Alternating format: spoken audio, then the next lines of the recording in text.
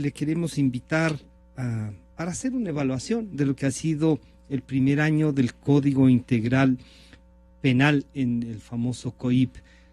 Cuáles son sus avances, si en la aplicación ya del código necesitamos reformas urgentes o está bien lo que se ha hecho. Mucha gente dice, no solo que no está bien, sino que en este código normal, digamos, se han incluido normas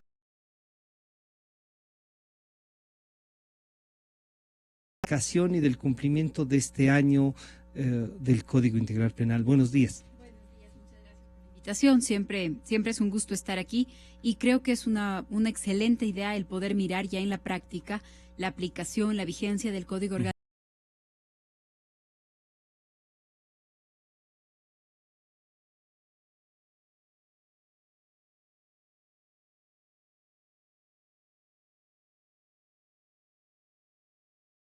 es en esencia, ¿no es cierto?, inconstitucional, porque es contrario a un principio que tiene nuestra Constitución, que es el de la mínima intervención penal. Me explico de qué se trata. La mínima intervención penal significa que el Estado que se expresa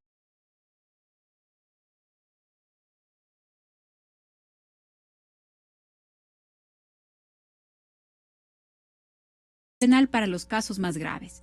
Y un Estado tiene muchas otras formas de coaccionar, de sancionar o de incentivar a los ciudadanos. Entonces, esta es la explicación de lo que se llama el derecho penal de última razón. El derecho penal es un derecho de la última, eso es lo que manda nuestra Constitución, que el derecho penal sea la última respuesta. Nuestro Código Orgánico Integral Penal lo que nos dice es que el derecho penal es la única respuesta. Esa es la diferencia que hay entre la Constitución y el Código Penal, ¿no es cierto? Porque es un código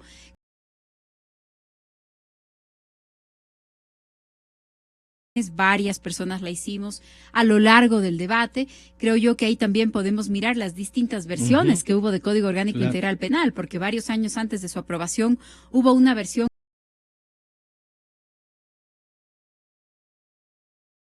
intervención penal que se reserva para los casos más graves que se viven en la sociedad. ¿Qué es lo que tenemos como resultado? Entiendo que en unos minutos nos va a acompañar el defensor público y seguro tendrá datos más actualizados.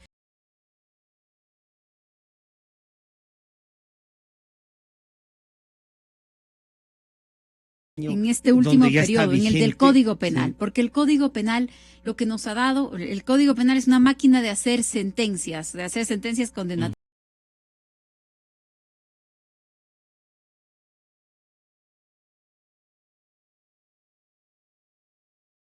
Que en principio, claro, uno necesita procesos que sean rápidos y que tengamos respuestas rápidas, pero no puede ser a costa de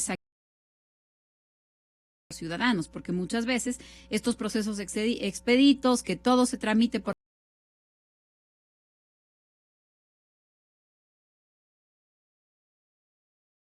la otra característica. Y estos conceptos de la administración por objetivos y esto de lo procesal para ver cómo limitamos y no nos gastamos mucho en el proceso, lo que usted dice. La tesis que usted sostenía antes de que es inconstitucional en general el código. Y que es la única respuesta, ¿no? O sea, mirado como globalmente.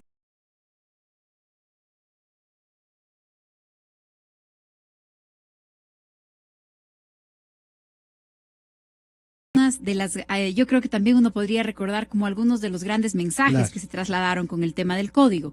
¿Qué ha pasado, por ejemplo, con el tema de la violencia contra las mujeres? Porque se nos anunció como una gran conquista.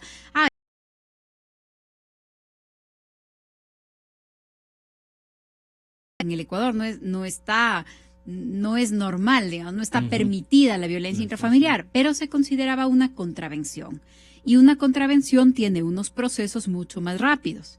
¿Qué pasa cuando se convierte en un delito? Los procesos se convierten en procesos más complejos, además entran a la fiscalía y ocupan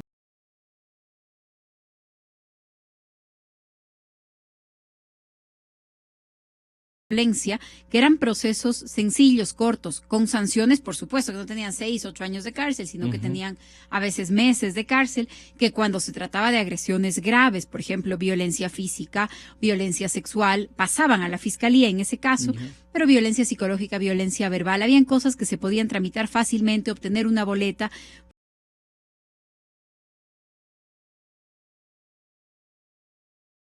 De tener a su lado alguna herramienta para frenar este círculo de violencia, pero no necesariamente quiere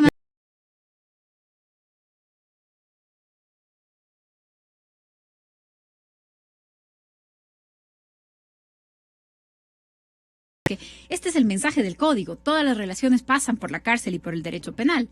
¿Qué tenemos en este año? Los datos que en algunos eventos de evaluación de esta semana ha presentado el Movimiento de Mujeres y que entiendo que su fuente es la Fiscalía.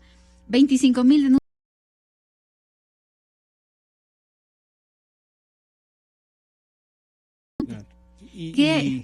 Y perdón, una pregunta sobre estas 25,000 denuncias. Algunas habrán terminado trágicamente. ¿Hay algún estudio, algún cada vez con mejores datos, porque también es eso, ¿no? Uno entra a la página web del Consejo de la Judicatura, en donde deberíamos tener todas las estadísticas, buscadores que nos permitan a nosotros como ciudadanos hacer los cruces de datos, claro, ¿no? Que demuestren que la tecnología llegó como nos decían que llegaba. Y que llegó para que todos podamos evaluar lo bueno, lo malo, y no solamente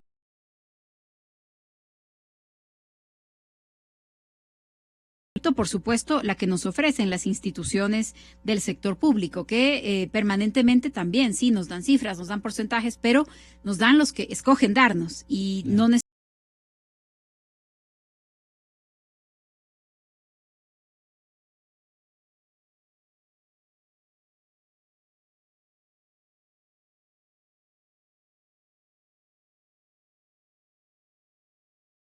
Yo no voy a cambiar mi posición sobre esta figura, porque esta es una figura que invierte la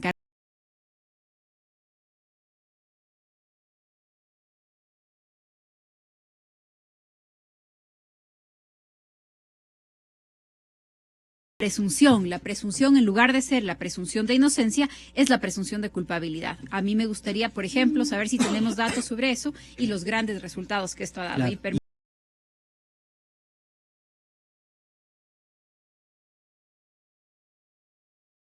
Le damos la bienvenida. Estábamos comentando con la doctora María Paula Romo. Le dejo terminar enseguida, pero le comento, doctor Pazmiño, comentando, es el año de la aplicación del Código Integral Penal.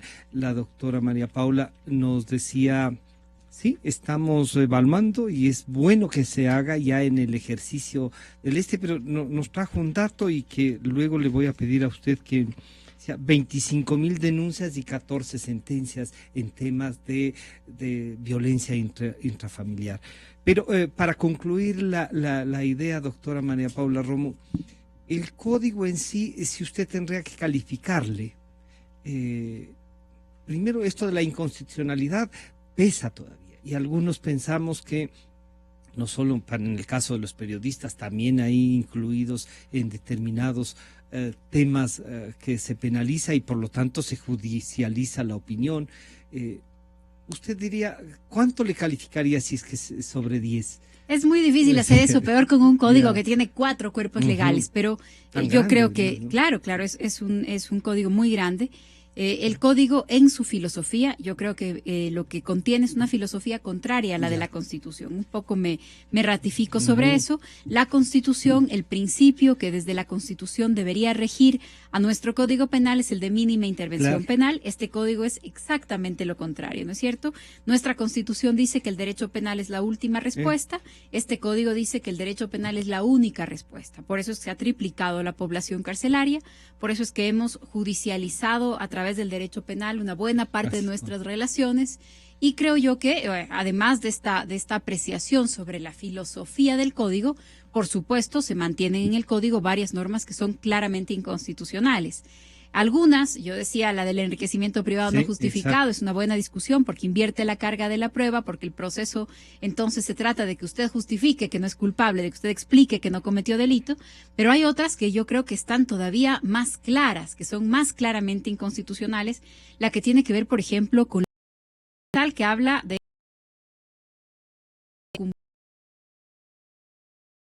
debe tener una orden de allanamiento firmada por un juez que establezca cuál es el proceso, en contra de quién, cuál es la dirección, eso todo está perfecto. Pero luego el último excepcionales, exacto, se podrá cumplir estos requisitos. Uno ya le puede dar una orden de allanamiento. Esto es, pero es claramente inconstitucional y el código, por supuesto, ha regido con esa gente muy contenta con el Código Penal. Es un excelente Código Penal que ha permitido llenar las cárceles y que hay más cárceles y en dónde metemos más gente.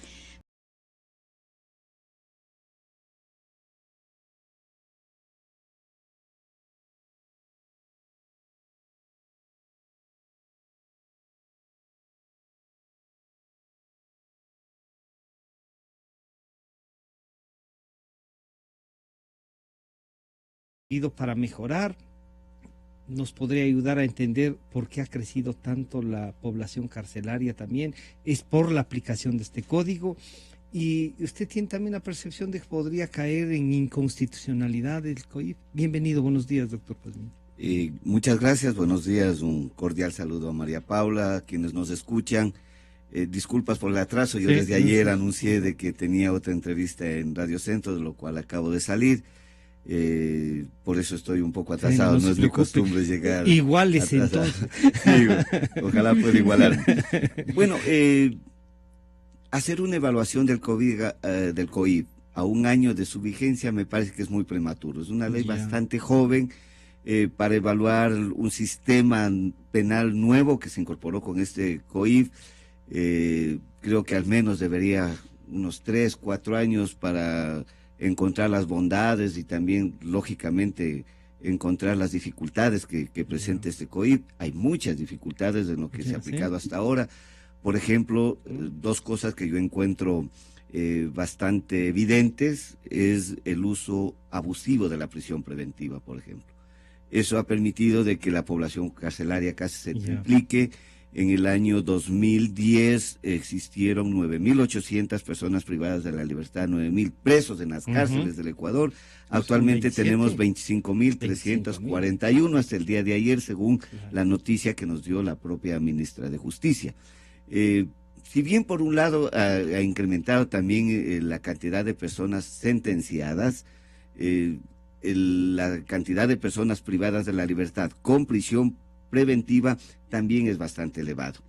Esto se debe también a los mensajes que se dan desde el poder político, desde el poder público, indicando de que la prisión preventiva es la mejor solución al delito. Estamos debatiendo en este momento una reforma al COIP en cuanto tiene que ver con las penas para los delitos de drogas.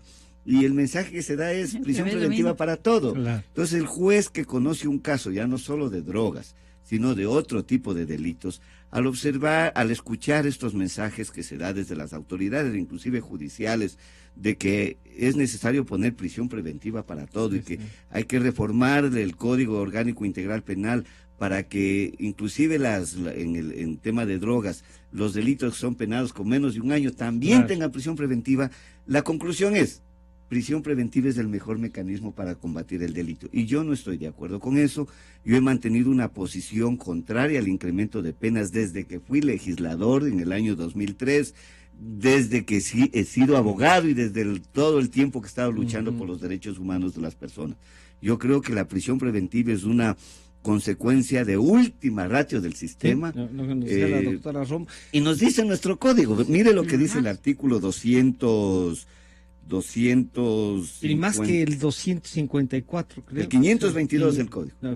Nos pone 6 medidas cautelares, es decir, 6 medidas de privación y la Constitución también. La Constitución, pese a que lo reformaron. La Constitución fue reformada en este punto, esa es la transformación también. Sin embargo, se dice de que la prisión preventiva no será la regla. Antes decía la prisión preventiva será la última razón del sistema. Lo cambiaron con la consulta popular, pero se dice que la prisión preventiva no será la regla. Significa que los jueces tienen que echar mano de las otras medidas cautelares.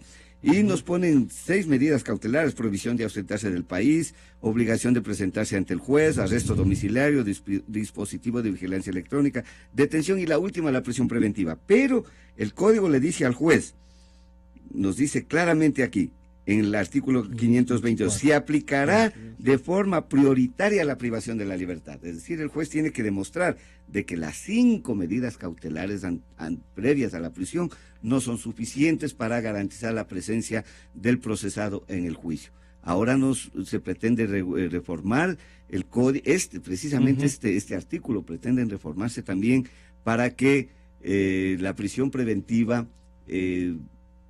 sea efectiva también en delitos con penas menores a 1 año.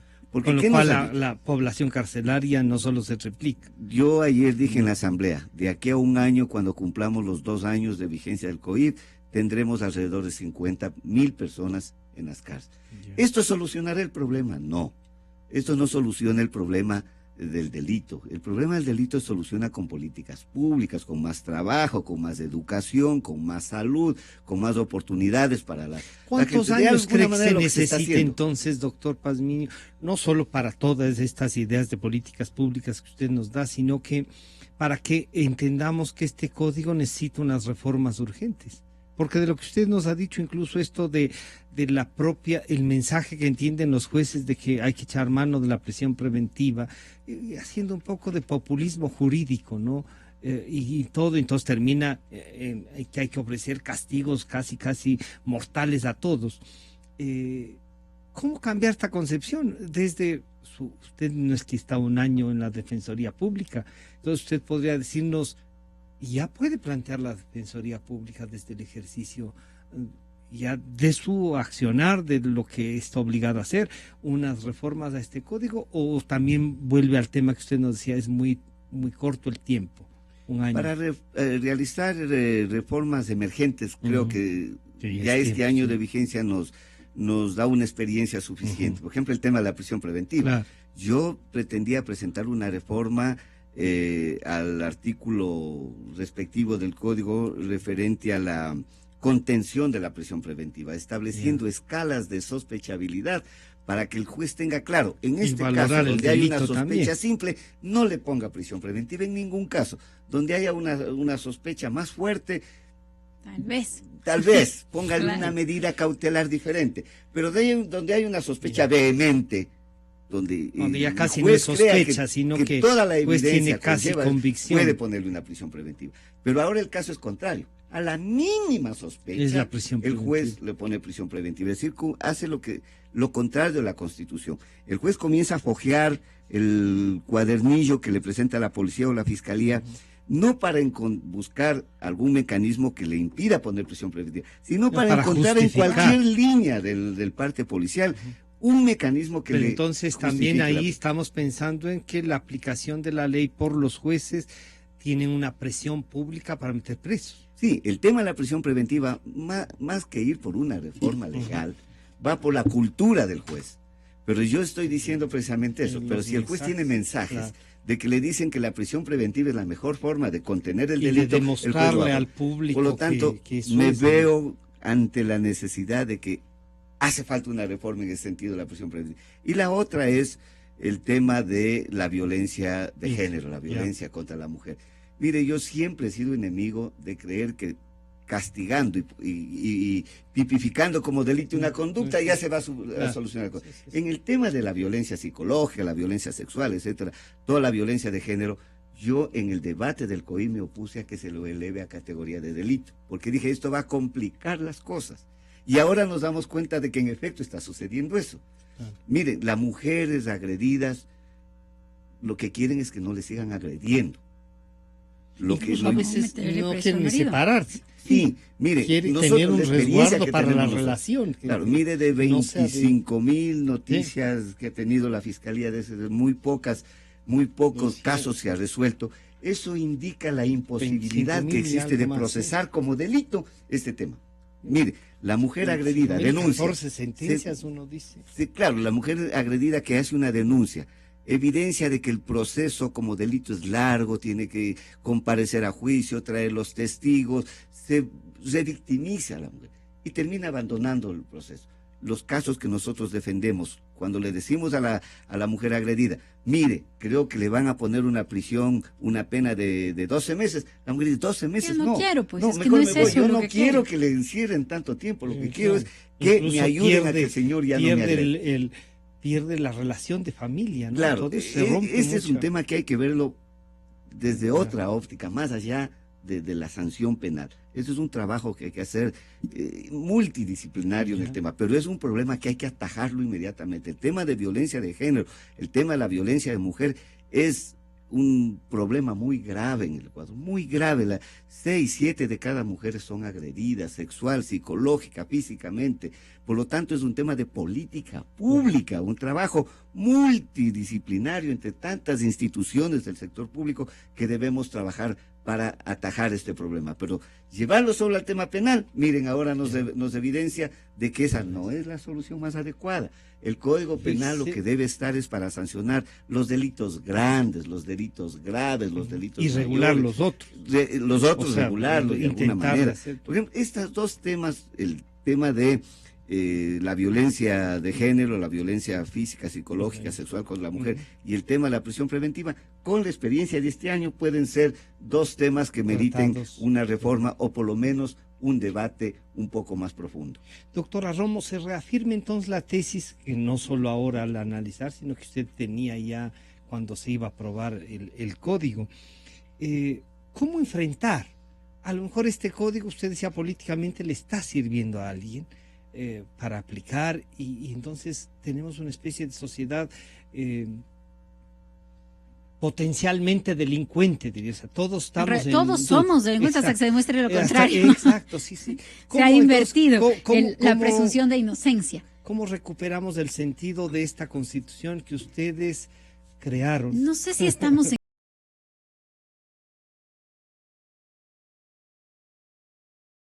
público del que Ernesto hacía memoria y decía, este es un tema de larga discusión en el Ecuador. Yo quisiera regresar un poquito Por sobre favor. eso.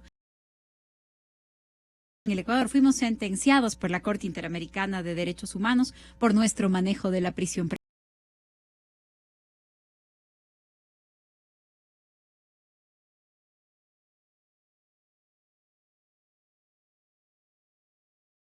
Usted nunca llega a sentencia porque apenas era sospechoso le daban prisión preventiva y ahí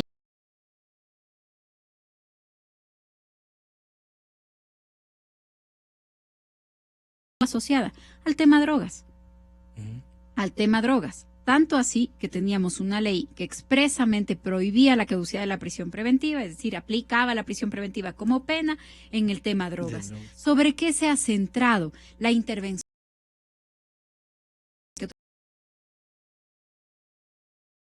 Traficantes. El tema de las drogas es un tema muy delicado, es un tema que preocupa a todos, ¿no es cierto? Es un tema que además socialmente es difícil de manejar.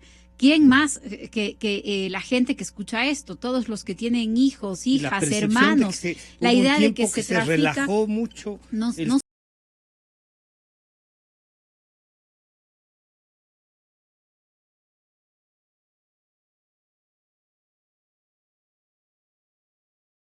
de dólares. Entonces, cuando en los países vecinos el dólar se aprecia, las monedas nacionales se deprecian, El somos negocio un es acá, supermercado, ¿no es cierto? No es un problema de relajarse. Dicen que hay mucha gente que está presa y menos sentencias, y los casos que tienen más sentencias son los de micro. Un eslabón que se reemplaza fácil. Es decir, cuando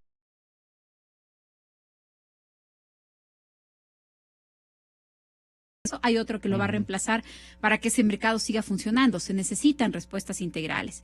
Pero ¿qué es lo que se ha anunciado? artículo sobre la prisión preventiva, para que se amplíe y se pueda poner prisión preventiva a todo. Porque prisión preventiva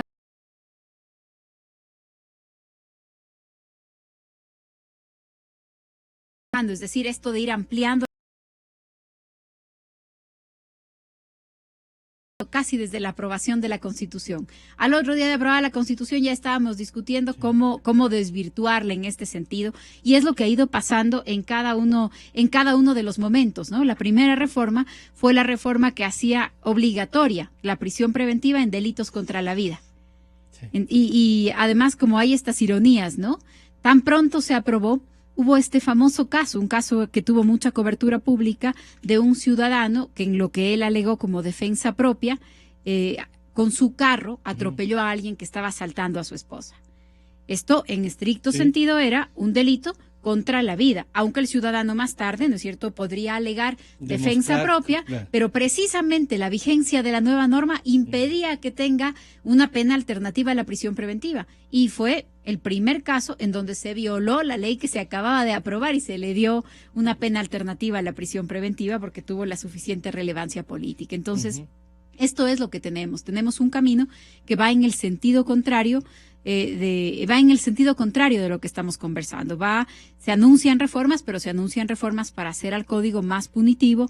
Yo creo que esta es una época en la que nos vendría bien, por ejemplo, saber de estos 25,000, de las 25,000 personas privadas de libertad, este dato que se ha casi triplicado, cuáles son las condiciones en las que están estas personas privadas de libertad. Efectivamente, tenemos unas nuevas cárceles, habría que averiguar qué está pasando en esas nuevas cárceles, y sobre todo en el... motines, hemos visto cosas. Así es, y con, en general, mucho secreto alrededor del tema, ¿no?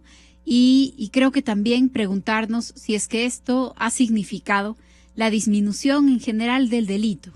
El ministro Serrano nos ofrece algunas cifras, nos ofrece cifras todos los días y nos dice, bueno, somos un ejemplo en el mundo de reducción de cifras en temas de homicidio y demás.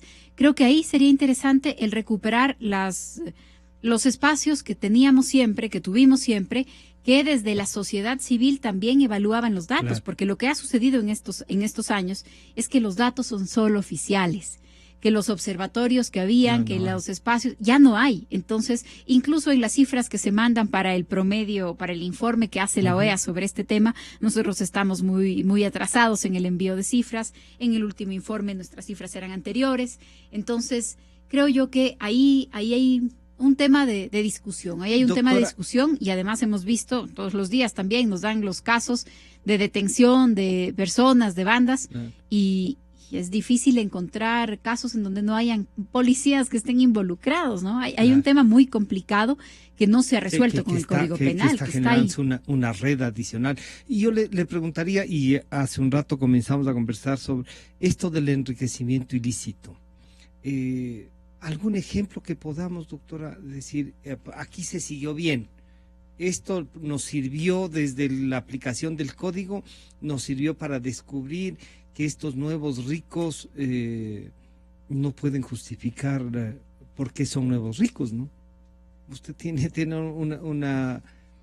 alguna evaluación, alguna aplicación de esto? El tipo penal del enriquecimiento ilícito, que es el de los funcionarios públicos, que solamente es aplicado para funcionarios públicos, este es un tipo penal muy antiguo. Siempre lo hemos tenido y yo no conozco casos en donde lo hayamos usado o que existan sentencias. Tal vez simplemente yo no las conozco, pero hay, pero yo no conozco casos. Y en el caso del enriquecimiento privado no justificado, no conozco tampoco si este año se ha llevado adelante algún proceso sobre este tema. No es algo que no conozco. Nos vendría muy bien, como yo le decía, que alguien nos cuente sobre que eso, tengamos estadísticas, ¿no? Que tengamos estadísticas, que uno entre a la página del Consejo de la Judicatura y busque por tipo penal y pueda hacer estadísticas y mirar cuáles son los tipos penales más usados, por qué tipos penales está la gente presa.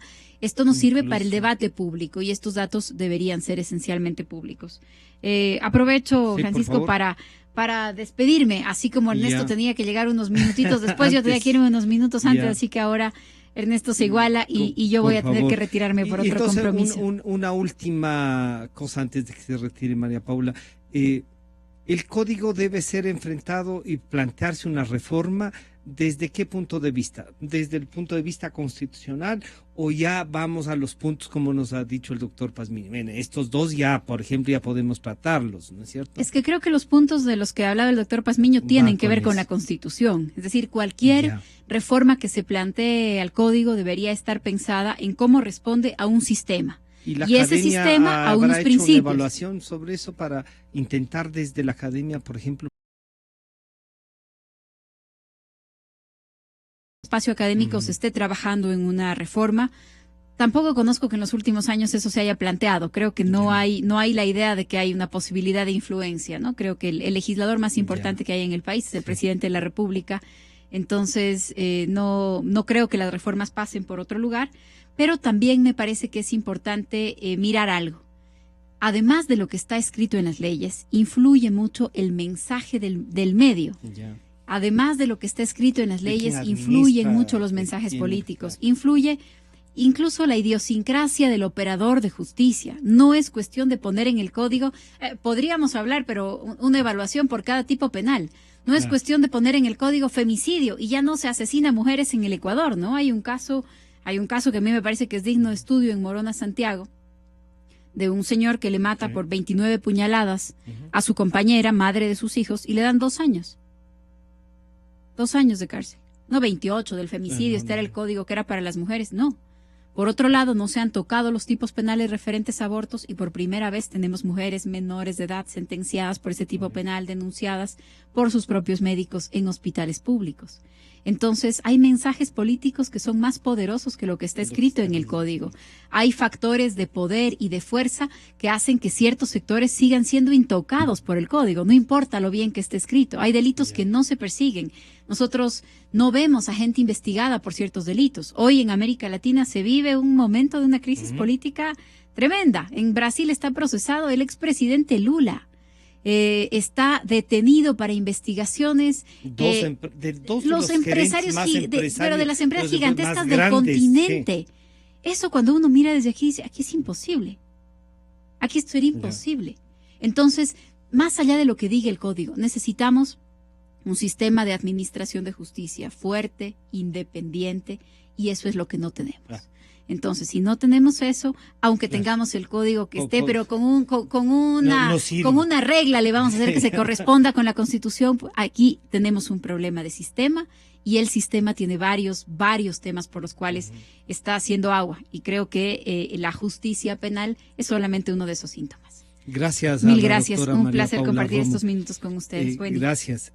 Doctor Pazmiño, entonces, ¿cómo podríamos enfrentar una reforma? Usted nos decía, en un año es muy difícil, pero ya se puede ir viendo ¿no es cierto? Usted mismo nos ha señalado 2 y la doctora María Paula Romo nos dice, pero verán que esos son conceptos integrales. Sí, yo siempre manifiesto que el tema de las reformas legales deben darse en políticos. El problema es que discutimos estas leyes tan importantes para el país en escenarios políticos. Porque la decisión también es política, doctor. Son decisiones políticas, pero que deben usar la técnica jurídica, todo eso. Pero que es necesario debatir en escenarios técnicos. Por ejemplo, aquí la academia juega un papel fundamental para debatir seriamente estos temas, seriamente. Yo creo que debe abrirse amplios debates. Por ejemplo, acaba María Paula de topar un tema muy sensible, que es el aborto, que aquí nos parecía un tema tabú. ¿Cómo despenalizar el aborto? Y ahora nos da María Paula cifras de que hay mujeres menores de edad sentenciadas a cárcel por ese tema. Pero tenemos ya un escenario nuevo. El Papa acaba de santificar esto y decir, el aborto no tiene que ser un delito, el aborto tiene que mirarse desde otra perspectiva. Esto puede ya ser un nuevo condimento para discutir estos temas que parecían tabús en la familia religiosa, principalmente en los creyentes, que decían, no, es que la vida hay que protegerla desde la concepción, eso dice la Biblia, eso dice la Iglesia. Pero ahora el Papa pone unos, no solo dice pero el Papa dice cómo se ha de mirar el aborto y en qué sentido. Sí. Porque la discusión, un poco cómo se va adecuando también la visión del Papa a lo que siempre ha sido una discusión, frente a una violación el aborto es o no permitido, todo eso, ¿no? ¿Qué plantearía usted, doctor Pazmiño, en este momento?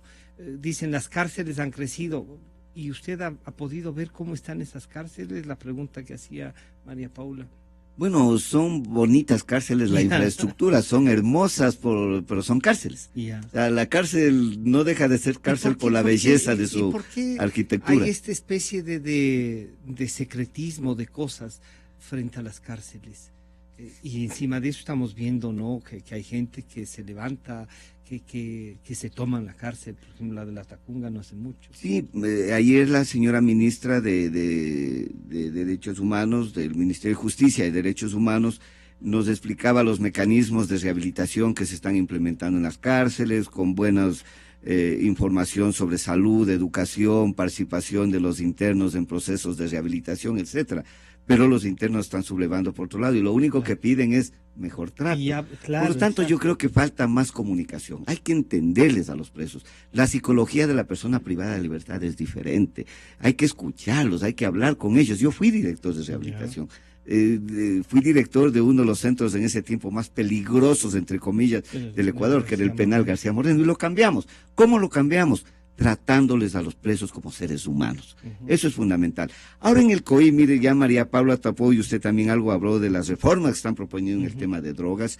Yo quiero muy rápidamente referirme a este tema. Está con nosotros ya en la línea el señor doctor Carlos Solórzano desde Guayaquil, pero por favor, para que él tenga también una idea sobre el tema que usted como defensor público podría plantear. Yo dije hace un año que la parte más humana del Código Orgánico Integral Penal se refería precisamente a la reforma que en tema de drogas se hizo.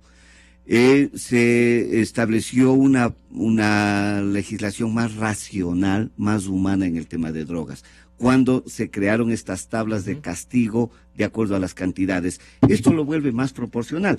¿Qué significa? Con la ley anterior, usted tenía 1 gramo de droga o una tonelada, la pena era igual.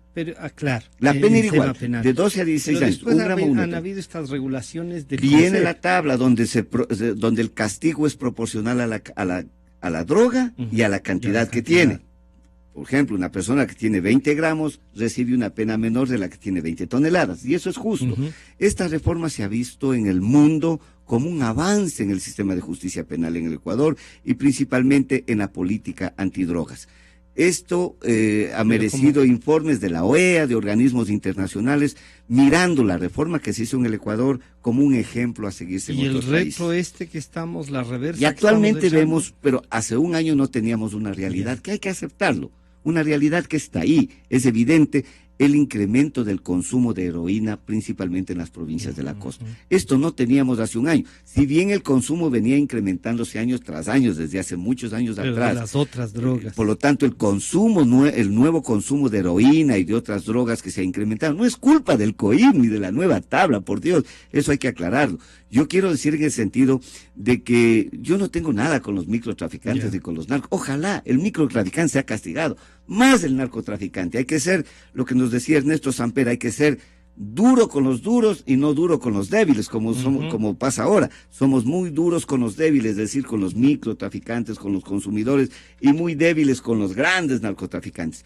El objetivo ahora es ir al corazón de las organizaciones, terminar con las organizaciones delictivas del narcotráfico, con su estructura y sobre todo sus finanzas, lo que se hizo en España.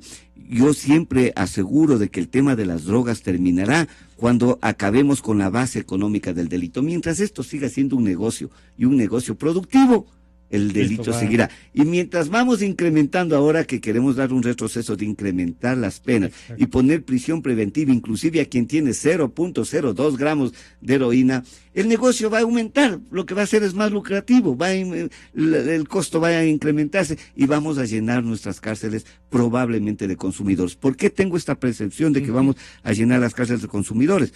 Porque ya pasó esto hasta hace un año. Por la cantidad que van a tener. Y porque la diferencia entre el umbral de consumo y el umbral de castigo es tan pequeño que vamos a llevar a la cárcel a pequeños consumidores. ¿Y por qué aseguro esto? Porque ahora nosotros estamos defendiendo, con la tabla anterior vigente, la que estaba vigente anteriormente, nosotros seguimos defendiendo a personas consumidoras y sacamos con sentencias absolutorias en la Corte Nacional, en recursos de casación y revisión. Lamentablemente, sí, ahora ya se bajó lamentablemente luego que están presos 2, 3 años. Eso no puede continuar. Entonces los administradores de justicia, fiscalía, Consejo de la Judicatura, Defensa Pública y Policía tenemos que hacer todos los esfuerzos para evitar de que los consumidores nuevamente vuelvan a ser sancionados y vuelvan a las cárceles.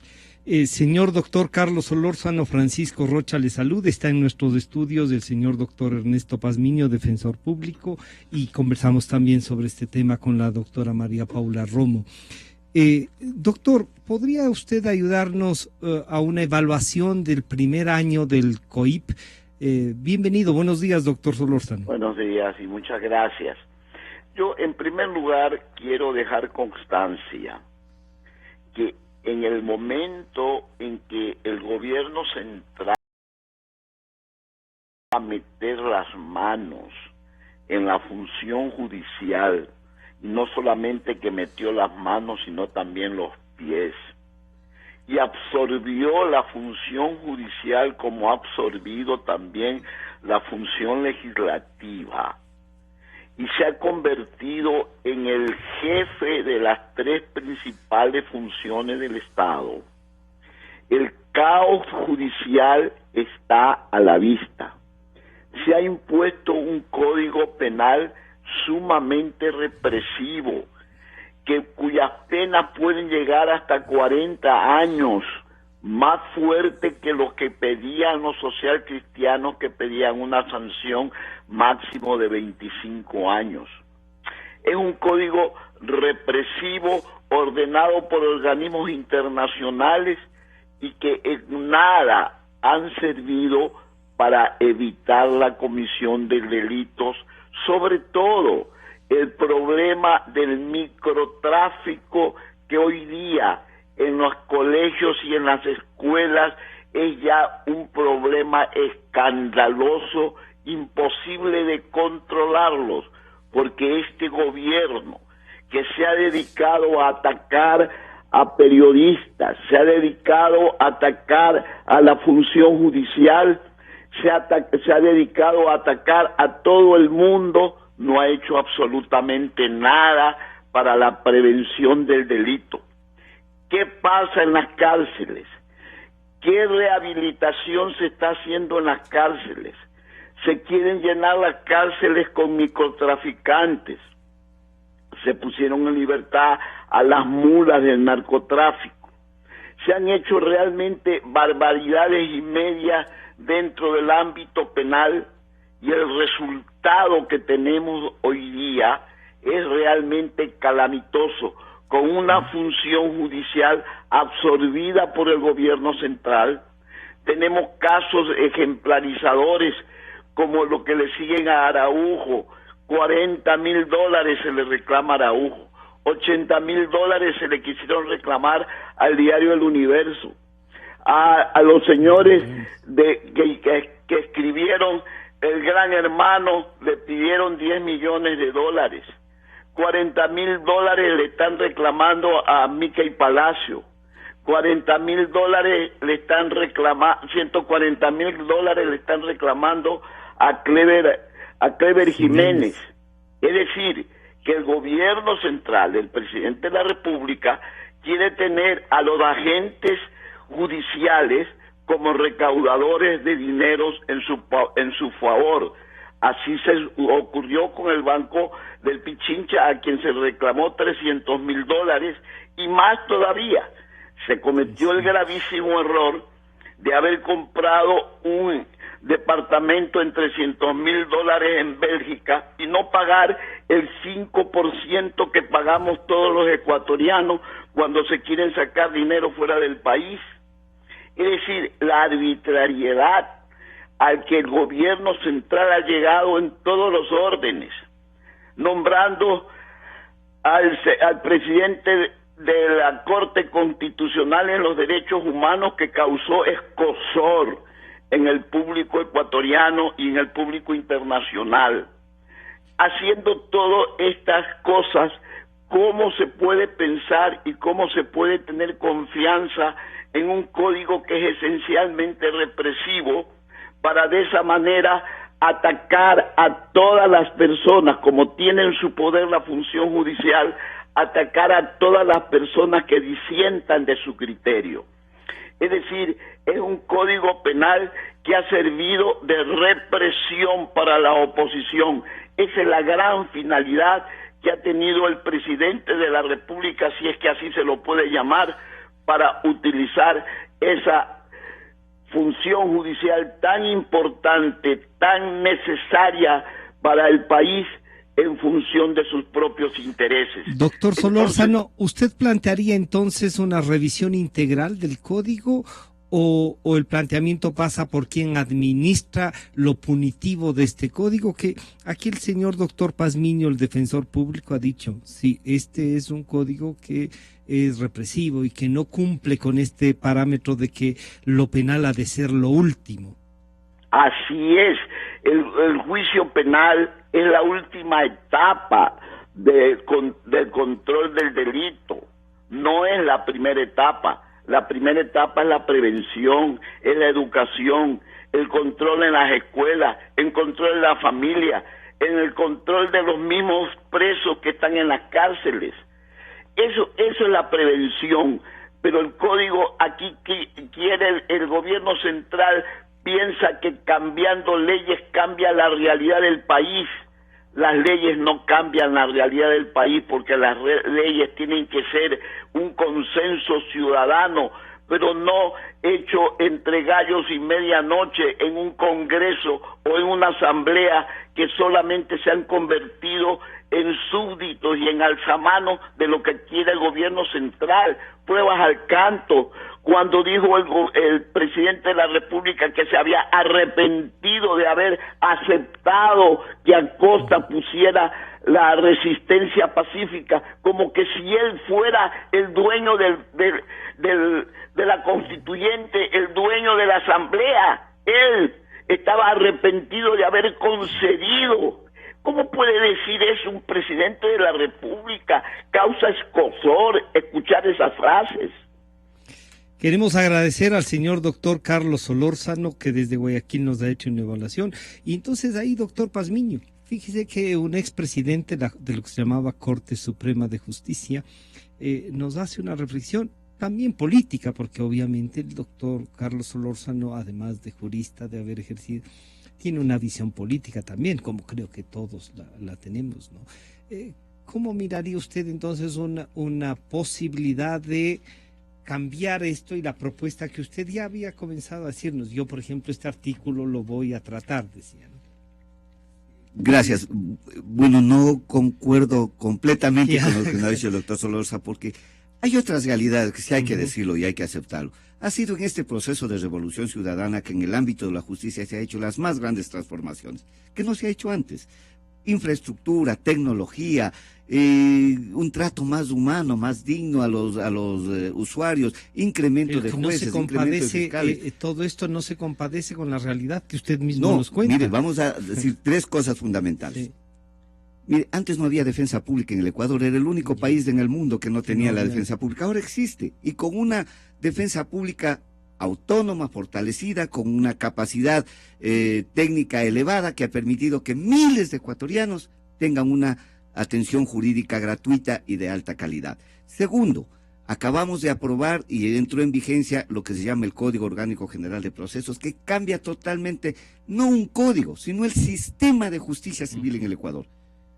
Y tercero, el COIP fue un gran avance en la legislación ecuatoriana, a excepción del incremento de penas, que siempre yo me opuse, a excepción del incremento de penas, el COIP tiene cambios fundamentales. Fundamentales porque sin duda se hizo un gran esfuerzo al unificar en un solo cuerpo legal toda una legislación que estaba diseminada en más de 80 leyes que tenían sanciones penales. La codificación era indispensable. Era necesaria. Pero en esa codificación se han puesto cosas como las que la doctora María Paula Romo y el doctor Solórzano nos dicen. Ningún código es perfecto. Pero no cumple con la norma constitucional. Ningún código es perfecto. Es obra de los humanos, de los asambleístas. En los asambleístas también priman cuestiones políticas, moralistas, etcétera, etcétera. De su propia percepción del mundo.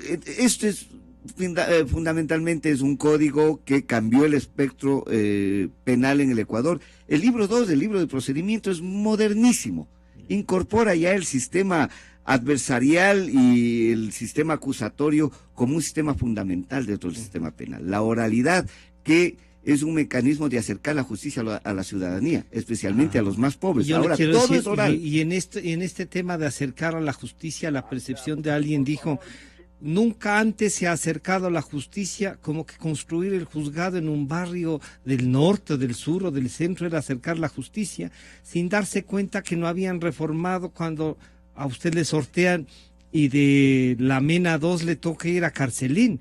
Y este mapa jurídico de todos los edificios que usted reconoce se han construido, que para el ejercicio de la abogacía es casi imposible, se le dan en un juzgado una y a la hora siguiente en otro, y tiene que recorrer Quito por lo menos 14 o 15 kilómetros. ¿Es eso el acercar a la justicia, doctor?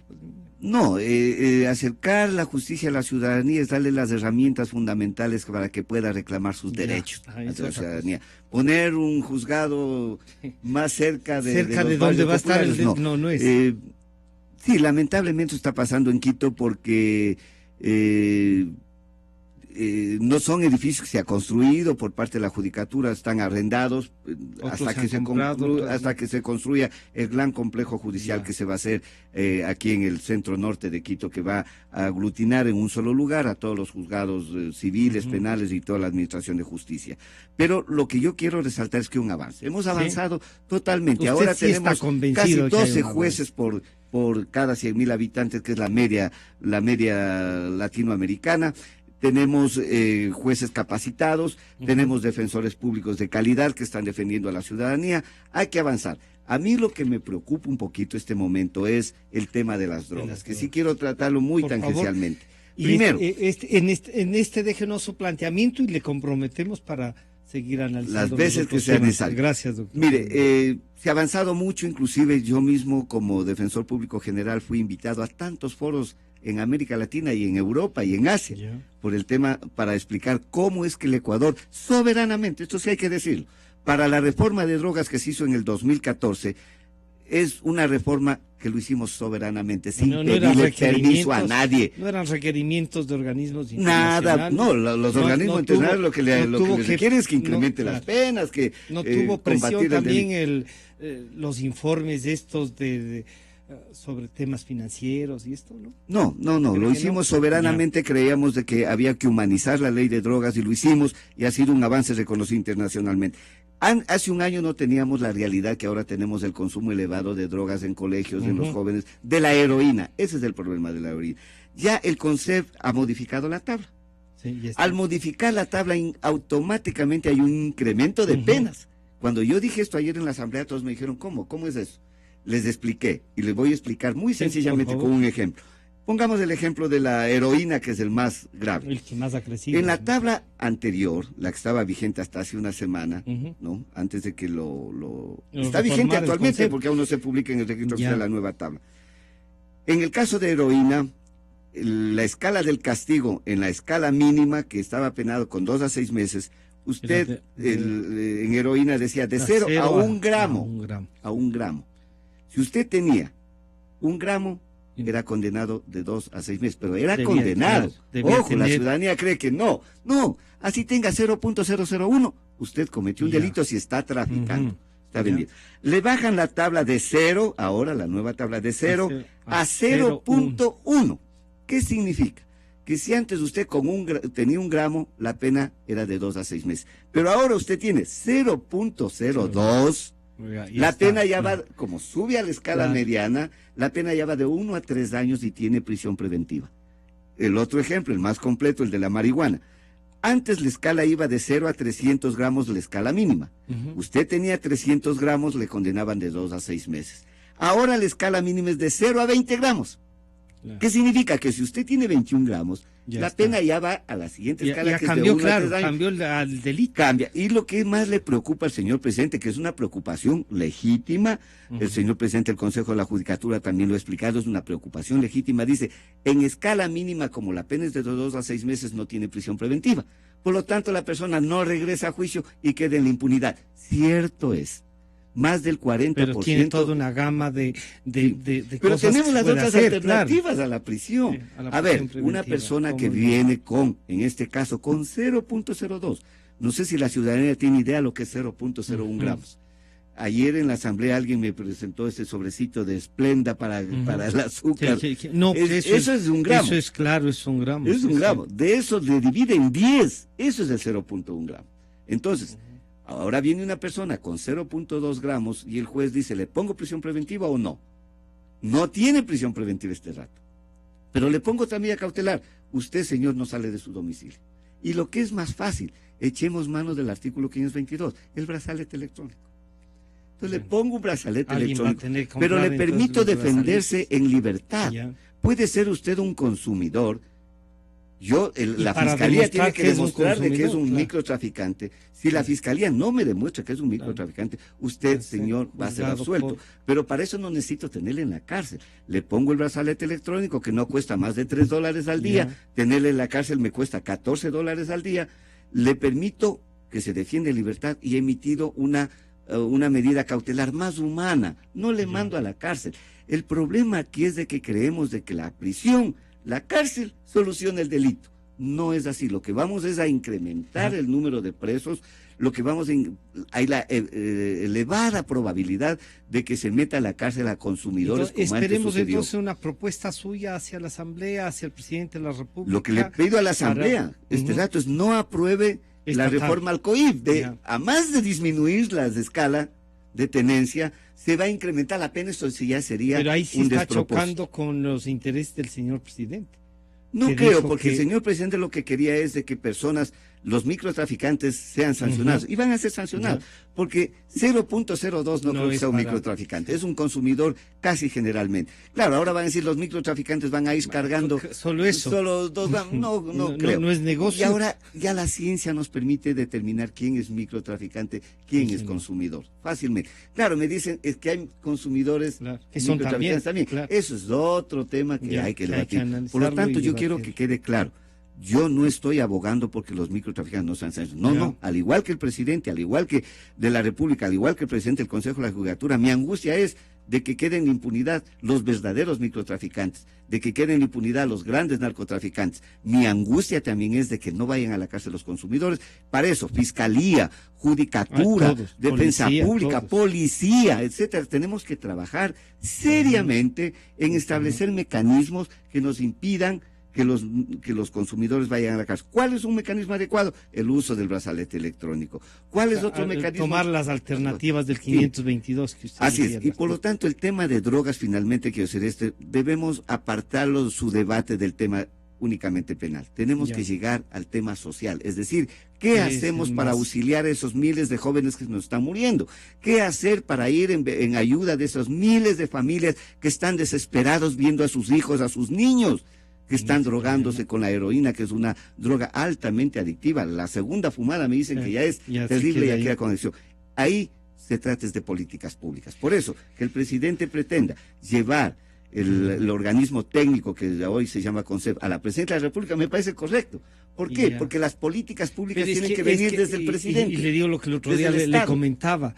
Es que usted cree que solo el presidente y alrededor de él se cumplían, decía, es mucho más serio. Pero el presidente debería un poco también dejar algunas cosas para que se cumplan. ¿No? Usted dice, usted Y se yo le veo al reafirma que señor sí. presidente con mucha Con razón esa- preocupado del con tema esto. de drogas. Por lo tanto, él dice, aquí hay que Déjenme imponer una controlar. política integral, lo dice el señor Gustavo Yal, una política integral. Por lo tanto, que vaya a la presidencia de la República a ser un órgano adscrito, me parece correcto, Ya. porque desde ahí tienen que emanar las políticas públicas. Además, ahora el Consejo por la parte del Ejecutivo, hoy, Sí, sí, porque sí. los vocales del Consejo Sí, son todos son- los ministros de Ujú. Estado. Por lo tanto, que esté bajo la dirección política del presidente, con una Me parece política pública para evitar el consumo de drogas, no para meter en la cárcel a la gente, sino para evitar el consumo de drogas en la juventud y en toda la ciudadanía, es adecuado que esto se haga, porque lo que debemos partir es de algo, con esto termino. La ciudadanía tiene que aceptar que las drogas están ahí, están en la calle, están en la sociedad, no solo en los niños, en los jóvenes, adultos. El informe que hace el Consejo nos determina que personas de 28 a 36 años, de 36 a 60 años consumen drogas. Es una realidad. ¿Qué hacer para acabar con esto? Políticas públicas adecuadas. Queremos agradecer al señor doctor Ernesto Pazmiño, defensor público general, a la doctora María Paula Romo y al señor doctor Carlos Solórzano, con quienes hemos conversado sobre el tema del COIP. Muchas gracias, doctor Pazmiño. Y están ya en nuestros estudios el señor ingeniero Gustavo Pinto y el señor doctor Marcelo Merlo, con quienes nos integraremos en la siguiente mesa de diálogo para tratar el tema económico. Ya regresamos.